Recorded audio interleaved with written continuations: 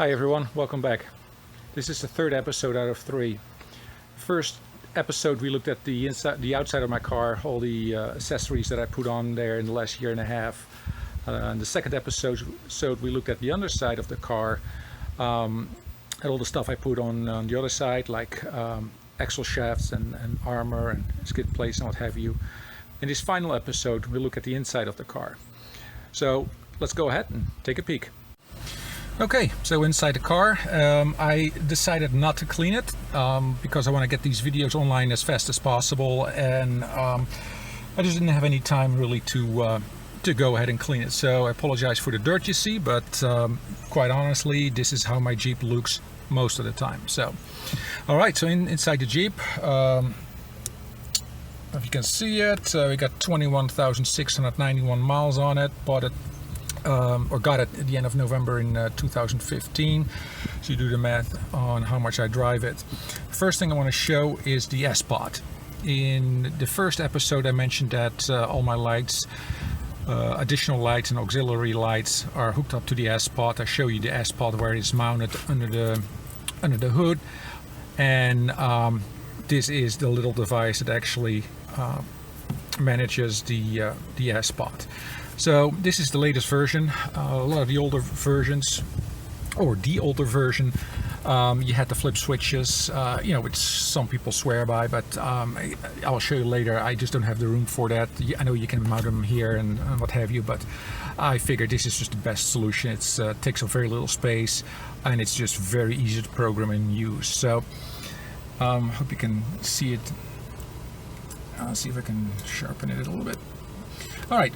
So as you can see, there are 8 fields that you can set up, and I have my air pump that I showed you in episode 1 hooked up. So when I press here, the air pump will start working.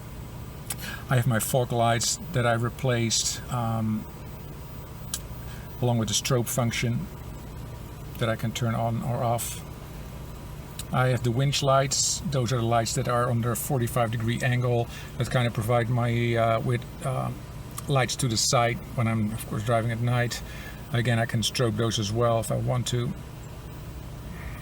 Then I have my front beam, which, if you look there, those are the spotlights, and between the spotlights on the 50-inch Rigid Industries light bar are the kind of the floodlight, more dispersed light, but that beam is awesome. As you can see, it provides a tremendous amount of light. That one you cannot strobe. So there's a whole setup. Let's go back here. There's a whole setup that you can do. Again, you can find more on the S-Pod website, but you can set it up. You can name it whichever one you want. You can go into the fog light and rename it. You can program the switch if you want to do strobe or flash, or if you want to do it momentary. I'm sorry if it's not sharp, guys, but and do dimmable. So a couple things you can do. It's just very versatile and flexible, so that's why I love it.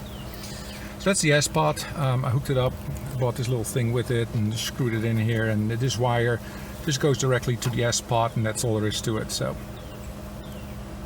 good. What else we got here? Let's move to the right a little bit. This is my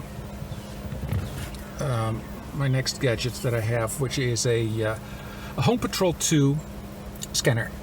So this scanner scans basically every band that is out there that you can legally scan, and what it does is it scans continually through all the available nearby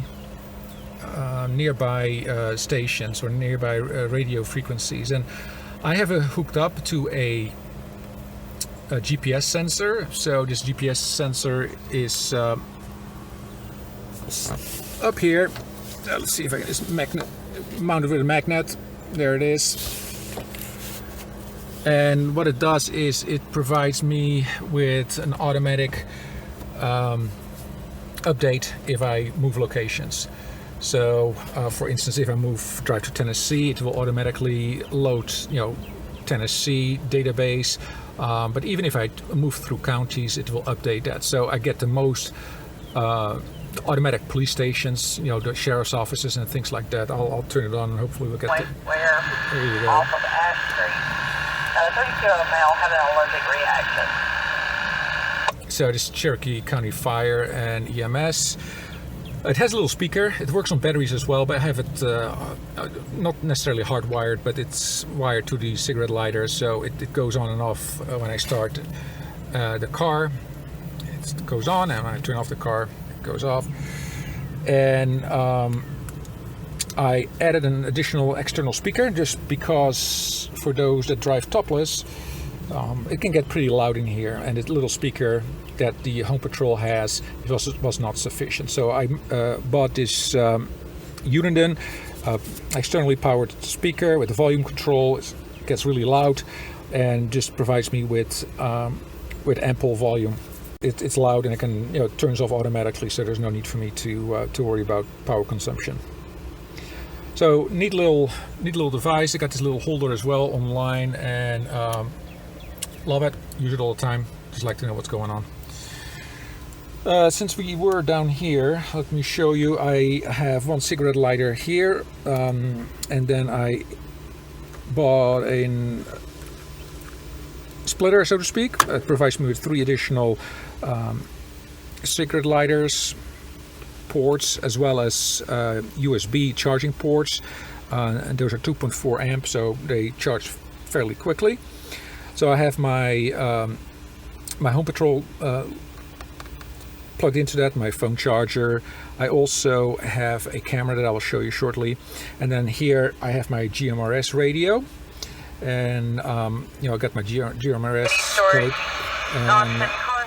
and let me shut that off a little bit, and my GMRS radio, which is always on, and that one I mounted to an external speaker as well, just because again, when you drive with the top down, it gets noisy in here. And here's the little microphone for the GMRS radio. So, and it's, you know, I just have the local repeater on, so I can kind of hear if something's going on. All right, so let's move to the other side of the vehicle, and I'll see you in a bit. Next thing I want to show you is this Lucas Ace dash cam. It's a 1080p 11 megabyte bitrate dash cam.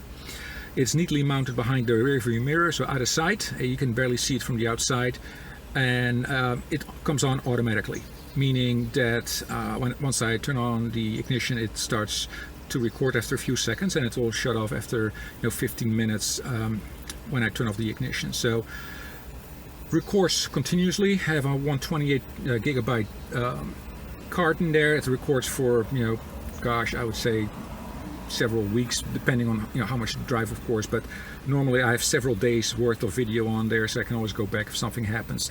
I record all my off-road adventures with this camera as well, and you will see, if you go to my channel, a lot of the dashcam videos that I took with this. It's pretty sharp. Obviously it's 1080p, it's high def, and it's really set and forget, so great to have. And nowadays, with all the stuff that's going on, it's great to have a dash cam. So this is the Lucas Ace. There's a ton of choice out there. The Lucas Ace is, in my opinion, is the best one. It's rated as one of the highest, and it's very heat resistant, especially. That's important, of course, in cars in the summer here down south in Georgia. So that's, again, it's the Lucas Ace. What else we got here? Let's see. Fire extinguisher. I think that's a must as well. In some cases, it's a requirement when you go to certain off-road places. This is an ABC dry powder, I think it's called. So electrical fires and things like that, it can handle. Bought this neat little mount with it. Again, it comes from Quadratech, the fire extinguisher as well. And just mounted here. It's hard mounted, so kind of out of sight. So. Lots of water. You can't have enough water on board, especially when you go off-roading here in Georgia. It can get hotter than hell, and it's nice to have a little refreshment. And I just throw a couple bottles in there. That's why I have always water available. So moving on to the door, plastic bags for trash. You want to take the litter with you, and some bungee cords, always handy if something, if you want to tie something down. So. Then up here, sunglass holder, and a first aid kit. So, you know, anything can happen. This is basic stuff to get you, you know, to get you home basically. Band-aids and things like that, disinfectants, just the basic stuff to apply first aid to yourself or others when you're on the trail. Anything can happen. And last thing that I want to show you on this particular side is the handlebars. Jeep doesn't come with handlebars, so I know these come in, you can buy 100,000 different colors and models, but it's just cheap ones that I bought. And obviously you have to have something to hold on to. Okay, a Jeep is not complete without a CB radio. So I got this this mount. I can't remember where I got it from. Again, probably Quadratech. It's a great way to get it out of sight.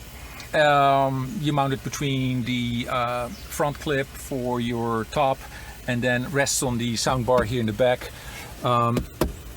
Great way to just really get it out of sight and still be accessible. So this is the Uniden Bearcat 980 SSB single sideband. So that means that it can transmit on 4 watts, which is the standard CB wattage, as well as 12 watts on the sidebands. So very powerful radio. Love it. Fits right in here.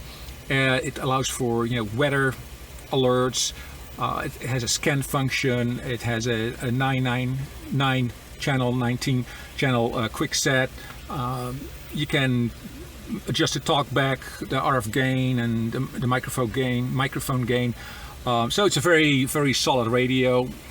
These are still fairly cheap. I know you can get them for a CB radio for $30, but if you want something quality, this Bearcat sets you back probably $120, $140, something like that. But again, it transmits on 4 watts on the regular channel, just like any other CB radio, but also on 12 watts on the sidebands. So very powerful radio. I only run it when I go off-road, really. With that, I have the external speaker for the reasons mentioned before. It gets loud with the top down, so you need an external speaker. Again, this is a Uniden BC20, I think it is. Plenty powerful. And then of course I got the let's see if I can get this in focus here and scroll down. The mic with it, with a little trucker's cord, I call it, so I can just talk through it that way. Let's see, what else? We have also in the car a K-bar knife, which is neatly stuck between the seats here. Gotta have a knife. You never know what can happen, and you know, if you need to cut something, of course, it's nice to have a good knife. And K-bar knives are, in my opinion, one of the best. So hence me having that knife there. It's good to have one. Here I got a little pouch with the various caps that I mentioned before in the previous episode. I think it was episode 1. These are clip-ons that you can put over your Rigid Industries single lights. So those are the little square ones that I showed you that I have on the front and back. So you just can clip them on. I got a couple red ones, several red ones. As you can see, I got some blue ones, I got some clear ones, so I can light up the night sky with all kinds of colors if I want to. Little headlight always comes in handy at night. Actually I got 2 I see here, that's great. So that's all we got here in the back. So let's move to the trunk. One thing I forgot here in the back. Look, I got some toilet paper. You never know when you gotta go. So I'll put it in the back here. But what I wanted to show you is my antenna. This is my little stubby off-road antenna. I don't know how many inches it is, probably 40 something. But since I park it in the garage, this allows me to quickly connect and disconnect the antenna. So don't have to worry about it. But normally, again, I only use the CB radio when I go off-road, so normally I just take the antenna off and I put it under the seat here, so I always have it handy. Another thing that I have here is a Fat Max. Always is good to have one. Alright, let's move to the trunk. Alright, let's start here. So what I put here on the back is a tray that you can get, you know, anywhere really. It's a Quadratec tray in this case, along with a ammo case. This ammo case I take with me all the time. It's basically a permanent fixture in my car, and it basically has the basics for recovery. So I can get it open for you. There you go. So it holds this power tank tire inflation kit. Basically has all the tools to repair a flat. Then here, this is the bag that you get with the Rubicon. I think you do. Which is is a recovery kit. It has my gloves in it. What else has it in it? The remote for the winch, tree saver, snatch block, and several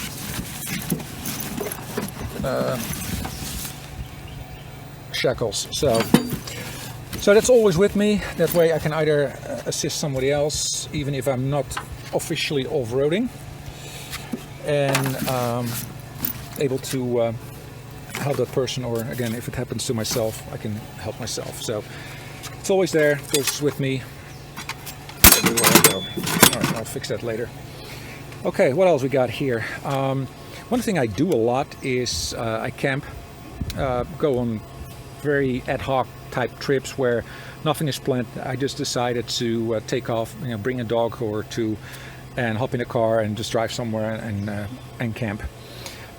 With that, I normally don't bring a tent. I sleep in the car, and what I do is I have a box that I'll show you with all my recovery gear in it that I put here.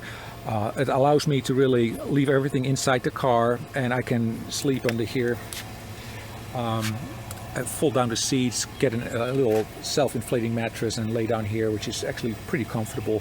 If it rains, I can sleep diagonally, and you know, with my 6'1" frame, I can still sleep in here fairly comfortable. And in the summer, I can just leave the back open. I stick my feet out, and that's fine. But I needed more space, so that's why I got this tray. $150 probably, somewhere on, again, Quadratec. Allows you just to mount it. It also flips up, so if you need more space for some other reason, you can do that. It's sturdy, it's not very expensive, and it provides you with some additional storage. So I know I had some people ask me where I got it from, but again, I got this from Quadratec. There's some other options as well, but I like this one because it folds up. What else I got in here? My little, it's not really a bug out bag, but it just provides me with some basic essentials. Has a knife and axe in it, and some other stuff. Flashlight, I think, and you know, what have you, just some basic junk that you might need at some point. Additional cord that I actually don't normally keep in the car, so I will take that out for now. A chair, because it's always nice once you see a nice spot and you want to camp somewhere officially. You might not be officially quote-unquote camping with a tent, but it's nice to at least have a seat when you build a fire, and then a little hammock just to kind of relax and chill out when you get tired somewhere. Just hang it between the car and a tree. So a couple straps, and that's about it really that I have here. So that's the back of the car. I want to show you one more thing. Okay, so this is the off-road case that I bring when I go off-roading. Actually fairly heavy. It has my damper in it that you should always have.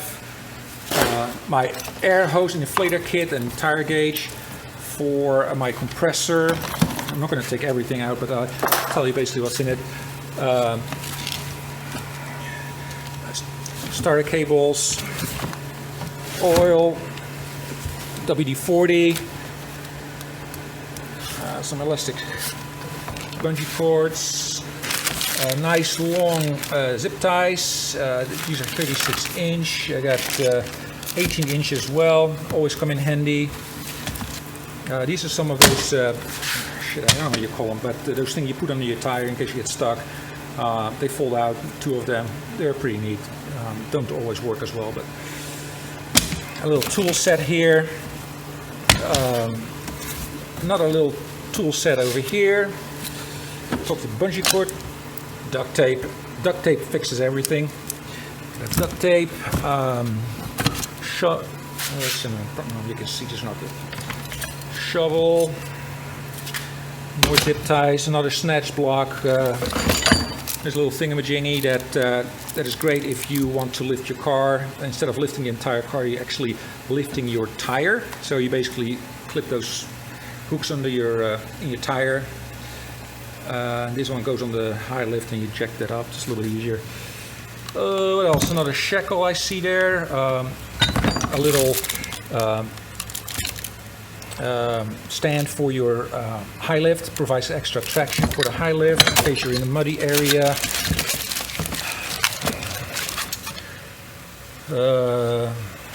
Belts, driving belts, feet belts, whatever. Another little chair I see there. JW weld, that's a must-have, of course.